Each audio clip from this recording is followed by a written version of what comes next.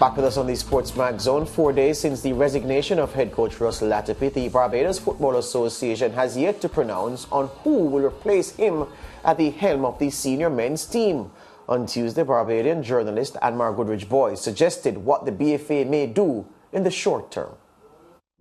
We're just before the CONCACAF Nations League first round. Kent Hall, a former Barbados midfielder, he was appointed as the assistant coach, taking over from Fitzgerald Carter. So I think it's a situation where Kent Hall may be the interim or caretaker boss going into the next CONCACAF Nations League matches, those two games versus Cuba and Antigua. I think it's a situation where the BFA may stick with him at the moment as a temporary option. You know, Kent Hall, a person who has been working with the team now for over a year. He was the team manager for a couple of assignments. So I think it's a situation where he will continue as the caretaker boss until the Barbados Football Association can find a person. I think that would be the smart way to go. Yeah, the classic question is what now? So joining us to discuss that what now question is the Barbados international Nick Blackman. Nick, welcome to the SportsMax Zone. Good afternoon. Thank you very much for having me. Good. Firstly, the obvious question is, what's your emotion surrounding the departure of Russell Latapy? Are you disappointed? Yes, I think in the majority of the players are very disappointed. You know, they had a close bond with him. He was a very good guy to the players. So yeah, in general, I think everybody is a bit disappointed for it to go. But obviously, football is a results business, so it's very understandable. Yeah. So what is it from your discussions with your colleagues and your own experience that would have caused the results to be so bad under Russell's leadership? To be honest, I think before COVID, pre-COVID, I think we were actually building some momentum, and then after the COVID hit, we kind of never got started again. And you can see from the results at all, it didn't really reflect the talent that there is here in Barbados. So it's obviously very disappointing, but these things happen in football, and obviously now it's about coming together again and drawing again from a fresh start and going again and trying to win these next two CONCACAF games that we have coming up. Nick, you mentioned, of course, that the players expressed disappointment in Latapy's departure. But had the players begun to lose faith in him as a coach, given 5 wins in 20 matches? Was there any kind of flux there in terms of whether or not the players believed in what he was doing? I think the players always believed in what he was doing. I think it's a matter of losing confidence. I think a lot of the players lost confidence in themselves, obviously. When you're losing that many games, it's not nice. So I think it's almost maybe a good idea that it did happen and kind of had to happen in terms of to go our separate ways and to give the guys a fresh start and to have some new ideas, because sometimes it can just be like that where things go a little bit stale.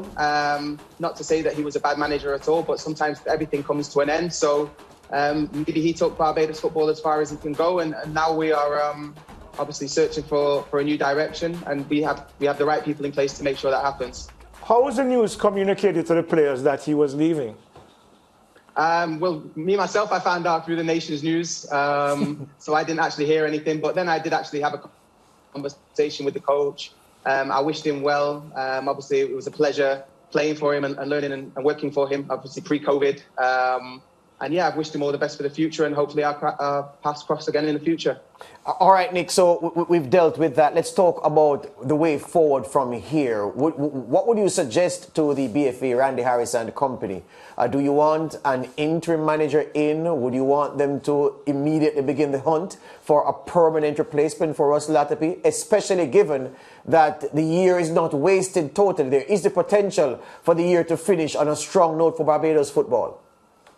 Yes, definitely. I think we've definitely got potential to finish on a strong note. I think obviously Kent's in charge now, and he was an assistant manager, and now he's obviously the interim manager. So I think obviously, again, it's a results-dependent business, but I think they've made a really smart move, the Barbados FA, in appointing Emerson Boyce as the director of football. I think obviously with his knowledge and his experience, and obviously he's played so many years in the English Premier League, winning the FA Cup, I think the country's football team is in safe hands. He's going to bring the standards that he expects, and obviously with his contacts that he would have made throughout his career, then obviously I hope we can attract more overseas-based players to go with the talent that's already on the island, and with the nice blend, I think we can achieve some good things in the future. You mentioned, of course, attracting more overseas players.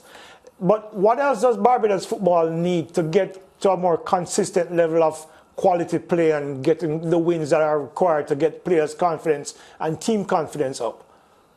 I think a structure and an identity and a way of playing, you need something in terms of when you watch Barbados, you know how they're going to play. It's not 1 minute they're playing one style and another minute they're playing another style of football. So I think to have that consistency and everybody to know their roles within the game and their jobs on the field. And I think that with a bit of time and obviously a lot of practice on the hard work on the training ground will breed confidence, and then the results will follow.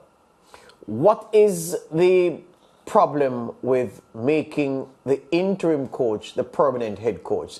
If it is that with Emerson Boyce in the overarching role and his experience, solid experience right there, I always find that these interim appointments, I don't think they suit anybody, not the individual, not the football team. If you're going to put a man in charge on an interim basis, you may well make that appointment permanent. If not, tell him then, well, in 3 months' time, we're going to be looking, and in 3 months' time, we may replace you. We may, after 3 months, confirm you in the position long term. What would that suggestion be from you? My suggestion would be obviously to see how Kent does as obviously interim manager now, because many managers in the past have been appointed and gone on to have very successful careers as managers from being interim managers to start with. So I think obviously it's a results-based business. I think they should be clear from the board and let everybody know where everybody stands in terms of that he's going to get these next 2 games in the CONCACAF Nations League to see how we do, and then they're going to reassess it from there. But I think the most important thing is that there is a plan and everybody is aware of the situation at hand. Yeah, we understand that a lot of ex-players were very unhappy with Russell Latapy's time, his stewardship of the team. Do you think that change of leadership will revitalize the team, will cause those who were criticizing before to give the team some breathing space to get its act together? Or do you think the bad vibes will continue given that the football is at such a low ebb? I think it's very important that I think when a new manager comes in anyway, there's always that fresh breath of air, or breath of fresh air, sorry, should I say. It's very difficult, people who weren't actually playing are now playing, and everyone kind of gets a fresh start. So I think it's fantastic for the country in terms of from a football perspective, and everybody can kind of go again from a level playing field, and who deserves to play will play. Yep. Nick, for your last question, for your own sake, your own career, you've been at some big clubs. You've been at Reading, you've been at Derby, you've been at Blackburn. You were last with Maccabi Tel Aviv. What's happening for your own career now as a striker playing professional football? Great question. So I think I am actually going to call it a day and retire. I think that is in terms of my club career. Obviously, experiencing the COVID, I've lived away from my family for a lot of time, and it's kind of made me my perspective on life change, and I'm looking at a lot of other things, and I want to spend a lot more time with my family and enjoy my life, but I want to also be there to give some experience and a helping hand to the guys coming through, the next generation coming through at Barbados. So I would love to continue playing with my international career, and whenever they need me for anything, I'll always be there to lend a helping hand. Happy you'll be able to still help Barbados, because I was going to remark that you're only a young man. You have a lot of good years left. So, I'm happy you're not leaving the game fully.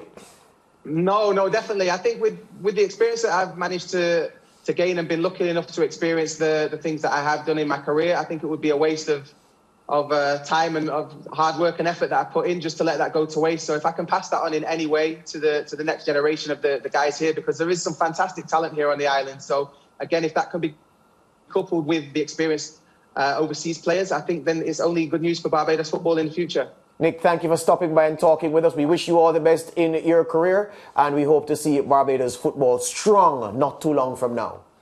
Thank you very much. Thank you. All right, Nick Blackman there, Barbadian international, talking about the team and the way forward. The break is upon us. Let's take it and come right back with more. This is the SportsMax Zone.